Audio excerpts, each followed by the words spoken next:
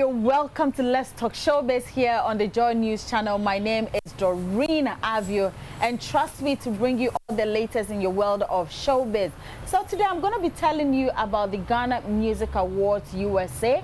I'm sure we all knew that Samini was the headline act for the event, and you know how he does it. I'll bring you highlights on that one, and also I have some updates on MOG. Yeah, MOG has been talking about the gospel music industry, and maybe there are some things you and I probably knew or did not know, but it's an opportunity for us to learn every day. So we will be hearing from him. This and many more here on the show. Don't go away. The name is Doreen Avio. Hello, my name is Nathaniel Atto. You can catch up with all the fun and inspiration on the Joy Sports link here on Joy 99.7 FM, together with all other shows over and over again. It's very simple. All you need to do is go to myjoyonline.com/podcast and relive all of those fun moments over and over again. Joy 99.7 FM, your radio for discerning listeners. Joy 99.7.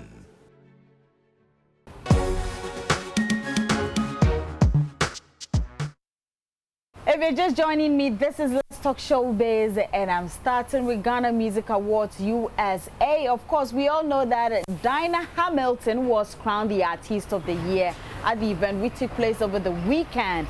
Dinah Hamilton was the same person who won Artist of the Year at the recently held Ghana Music Awards here in Ghana. So it's like double more blessings for her. But of course, Samini was the headline act for the event, and you know how he does it.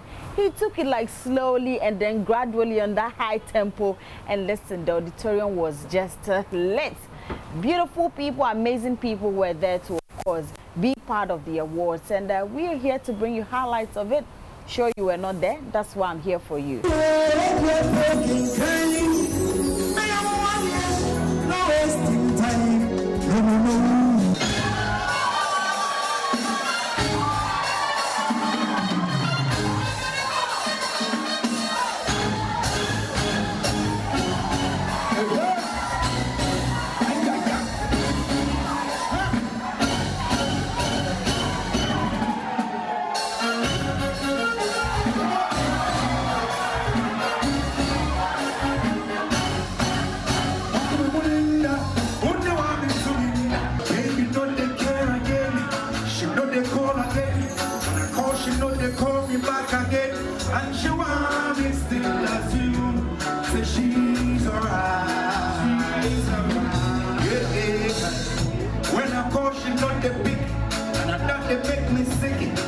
It's been too hard to return, and she wants me still as you. Say she's okay. What? Well, I'm every day. I said, well, it's every day. But we say she's still going on my way. You just say I can't get you. I can't get you. Well, my lady. Oh, oh, oh, oh. Got that way. But she said she's still going on my way.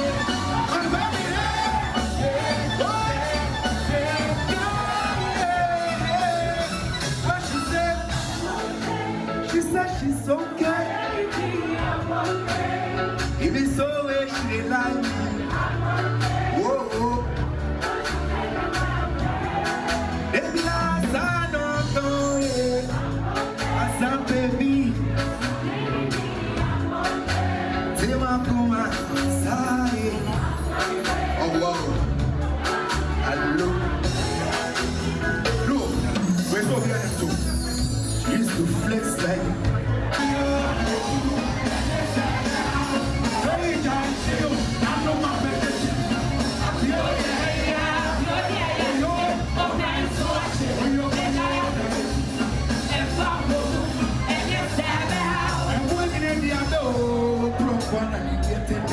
And then you come home with me.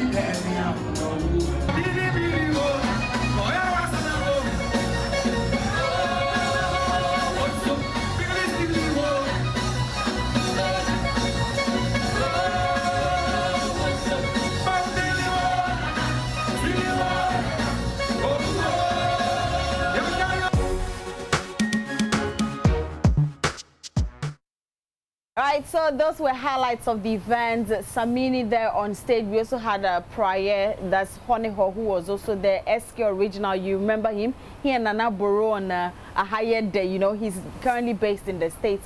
Quite a number of people were there to, you know, be part of the event, and it's always a pleasure to bring you the exclusives here on Let's Talk Showbiz. Now, let's move away from that and go straight to Something Must Kill a Man, a play put together by Lateef Abubakar. And we have just 8 more days for the main event at the Labadi Beach Hotel. And as part of that, we've had some amazing people endorsing it. And the newest ones to actually join is actors Ajete Anan and Nash Shoko.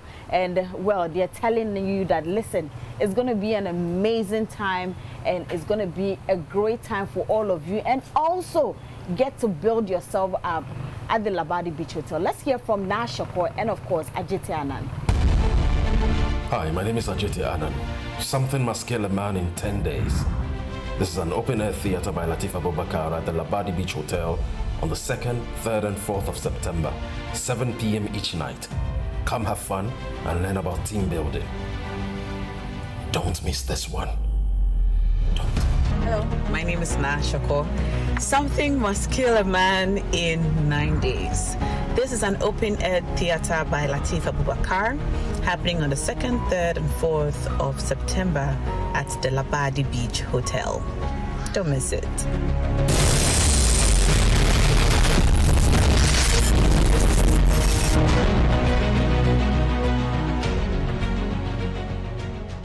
Right, so those were actors Ajete Anan and Na Ashoko, and as we are counting down, remember that day in, day out, will definitely bring you surprises here on the show. And of course, Lateef Abubakar will also catch up with him just to know how preparations are ongoing for the main play on the 2nd and on the 3rd of September here in Accra at the Labadi Beach Hotel. And now to a conversation on gospel music, which has been going on for some time now. But last Saturday, it was on Showbiz A to Z, and we had some gospel musicians coming in to share a few things perhaps you and I did not know about. And one person who did that was MOG. He says something maybe a few people might agree or will not agree with him. He says that gospel musicians have the tendency of lasting longer than secular artists. I don't know what you think about it, but he explained, he gave examples, and I was moved. I don't know how you're going to feel about that, but hey, let's hear what MOG had to say about that. There are certain benefits that we gospel artists get from the church that I believe the secular artists don't get. I'll give you an example. A gospel artist has the ability to stay longer in ministry or in the as a gospel artist than a secular artist. We have the likes of Daughters of Glory Jesus, still relevant up to today. Tego Sisters. Where is CK Man? Where is even the legendary Amachi Dede? How many shows does he play in a year? But Daughters of Glory Jesus are always on the road, and Tego Sisters are always on the road doing something in the church. Hold on. You're on very slippery grounds. I think that most of the churches gradually have developed that understanding. I can speak for what I know about Maker's House, my church right now, who have their instrumentalists and musicians on payroll. I am not on payroll for personal reasons. I decided not to be on payroll. I agreed to work for the church for free because I have my own day job and businesses that take care of me. So that aside, you see, there is the role of the artists in their home church and then as guest artists outside. We have to clarify that arrangement. And that's where I mentioned about the fact that the church brought you up, and sometimes the best they can do for you is an honorarium to say thank you. That's where I started that argument from. And there's a cultural bit to it that we need to, with discussions like this, educate our people on that matter. I mean, our leaders in the church on that matter. I'm going to give you some points that actually account for why we are not able to monetize as much as we want our craft. Hold on. Number one, we'll come to the monetization bit.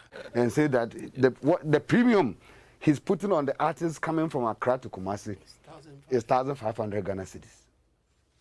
And that is actually the problem. So the moment you as the manager, from a professional perspective, will try to educate that, Papa, if the artist comes, A, B, C, X, Y, Z is what goes into Kofi Sapon performance. That we are a bandsmen of 14. And that when we are coming with 2 cars. And when we come, this is what we do. The people who are playing with, each of the 14 bandsmen, each person has to be paid 300 Ghana cedis per performance allowance from coming to perform in Kumasi. Hey! And then he can even tell you that, and then offer to the whole day in our country, the mama. So that's why I'm saying that the practitioners themselves are not ready to put a premium on. So most of the times, most of the gospel musicians that goes to event and even get higher paid, they don't even get paid within the gospel fraternity. They rather get higher pay on external, so into quote, secular environment. Like coming to, like the one you mentioned, like George Quay inviting them for a national something perform, then you give 20,000. Or like somebody is doing a birthday, a private person is celebrating and sees Joe Metal and wants to like, oh, okay, Joe Metal is coming. And he is sitting in his home and you see the way he's seeing Joe Metal blown. And he's like, no, I can't pay Joe Metal 5,000. No, Joe Metal comes, Joe, I have 20,000. I want to bless you with it. But it is difficult for the fraternity, the Christian fraternity that Joe belongs to look at his face and say, for all the Joe's craft and his creativity, let me call him to come and minister in my church on Sunday and possibly pay him 20,000 Ghana cedis. And for that, what baffles me in all my 25 years in this job, in all my 25 years, is that the same people who are not ready to put this premium on their own ministers here, the same people can go externally and bring Sinach to come and do a 3-day power park in his church here in Ghana and pay Sinach $25,000. that one is possible. That one is possible. But for the local, it's not possible. I'm telling you. So if you talk to majority of the external artists that comes here to perform, and if you go and check and you do know that Sinach has actually been into this country in several occasions and do 3 days revival in a church here and gone without nobody knowing. We know. Yes. And the people are comfortable paying those money to that external artists. But those who are here, 1,500.